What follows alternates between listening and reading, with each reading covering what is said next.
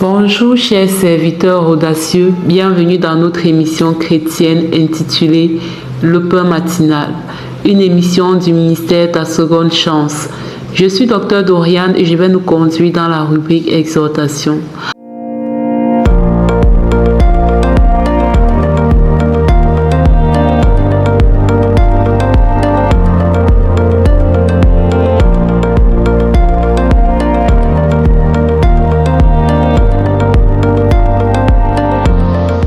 Alors, bien-aimés dans le Seigneur, chers serviteurs audacieux, ce matin, nous allons parler de réveiller l'autorité spirituelle. Oui, bien-aimés dans le Seigneur, je vais vous parler un peu de mon histoire. Pendant longtemps, j'ai été cette chrétienne qui se disait chrétienne, mais qui était faible spirituellement.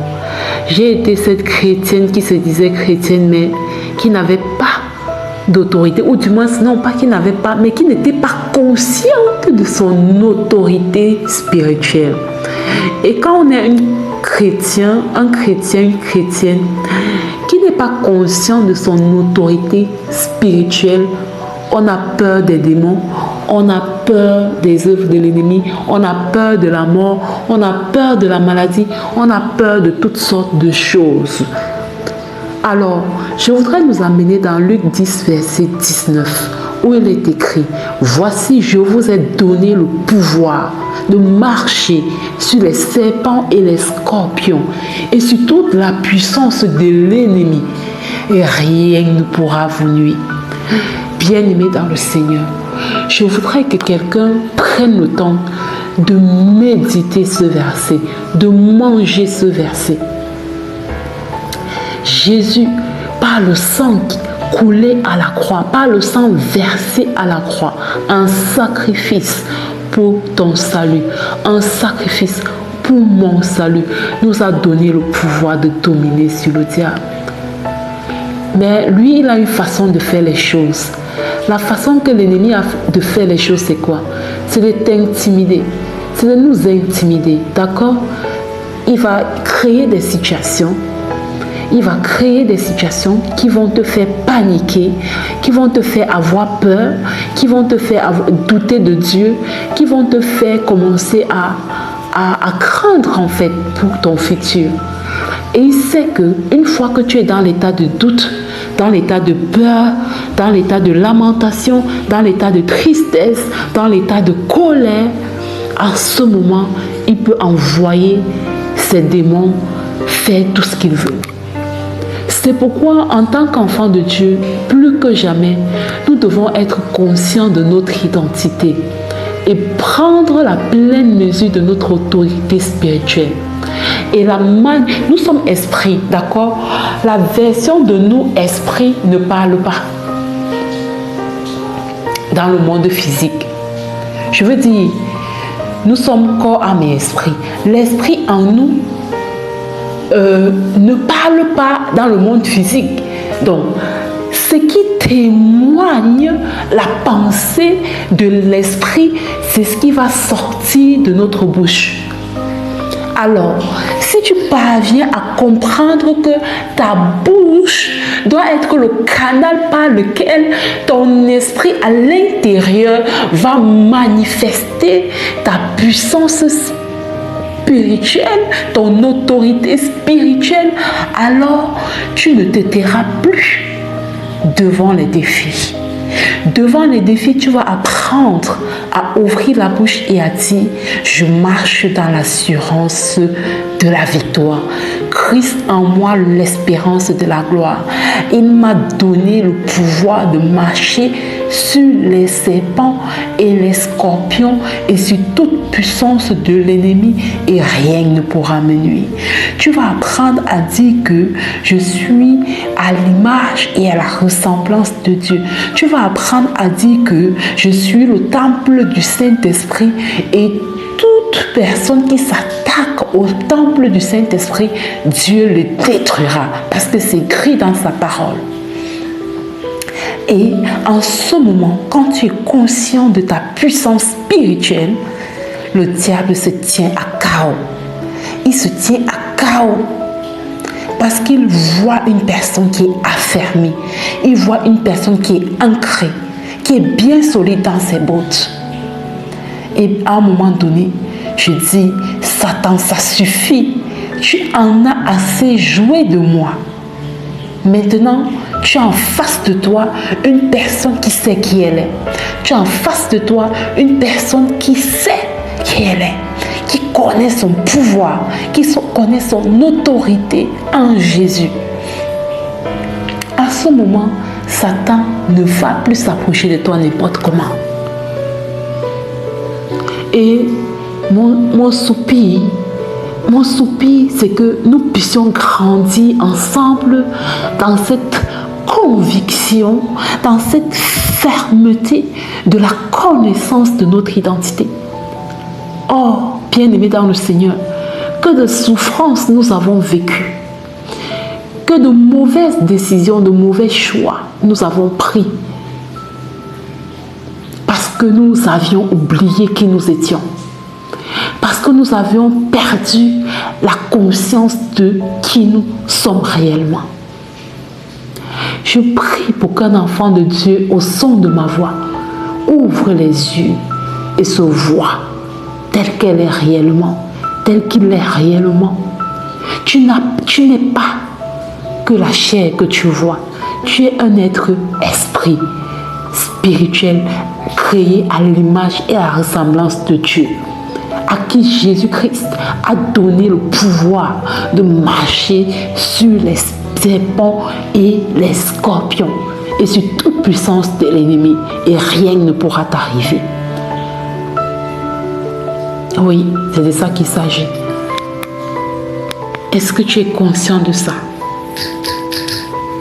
Et je veux qu'aujourd'hui, au nom de Jésus, tu regardes à tes défis, tu regardes à tes challenges, tu regardes à ces démons qui te tourmentent et tu déclares que Jésus-Christ est le nom qui est au-dessus de tout nom et qu'il a remporté le combat à la croix, que tu n'as plus à paniquer, tu n'as plus à avoir peur, tu n'as plus à trembler, parce que le combat qui se présente face à toi, c'est un combat qui a déjà été gagné.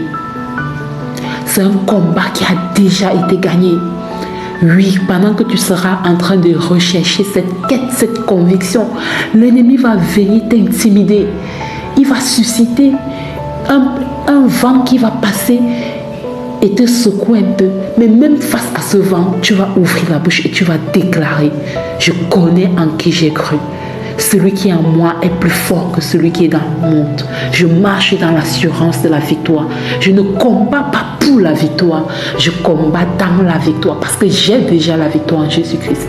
Et ce n'est que de cette façon que ton esprit peut manifester sa puissance, son autorité spirituelle. Et c'est le seul langage que les démons comprennent. C'est le seul langage qui les fait fuir et les fait paniquer. Mais là où tu vas rester et commencer à dire: oh, pourquoi moi? Oh, pourquoi c'est toujours comme ça? Ah, ils vont se moquer de toi. Ils vont se dire: regarde-moi celle-là. Regarde-moi celui-là. Ne donne pas l'occasion à ces gens-là de se moquer de toi. Grandis dans ta conviction de qui tu es et de l'autorité que tu as reçue, et proclame cette autorité, proclame ton identité, et ils fuiront loin de toi. Bien-aimé dans le Seigneur, réveille ton identité, réveille ton autorité spirituelle au nom de Jésus. Amen. Je passe la parole à la servante de Dieu, Lina, qui va nous conduire dans la proclamation de la parole. Soyez abondamment bénis. Shalom, shalom.